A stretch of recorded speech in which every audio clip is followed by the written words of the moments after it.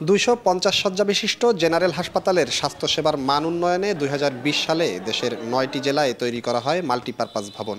অগ্রাধিকার ভিত্তিতে গোপালগঞ্জেও জেনারেল হাসপাতালের ভবন ঘেঁষে নির্মাণ করা হয় 5 তলা বিশিষ্ট বহুমুখী সেবার এ ভবনটি, যেখানে রয়েছে ক্যান্টিন, ভিজিটর ওয়েটিং, আধুনিক pharmacy, doctors dormitory, guest lounge, kitchen সহ 29টি সুবিধা।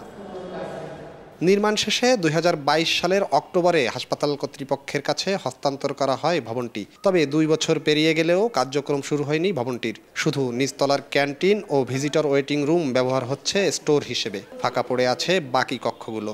ভবনটির সব সুবিধা চালুর দাবি জানিয়েছেন রোগী, চিকিৎসক ও কর্মকর্তারা। দীর্ঘদিনেও ভবনটির সুবিধাসমূহ চালু না হওয়ায় ক্ষোভ জানিয়েছেন বাস্তবায়নকারী সংস্থা স্বাস্থ্য প্রকৌশল অধিদপ্তর। এতদিন ধরে কেন বন্ধ আছে বা কি আছে, কর্তৃপক্ষের কাছে এটা আমাদের একটা আকুল আবেদন, যাতে এটার আমরা সুফল ভোগ করতে পারি।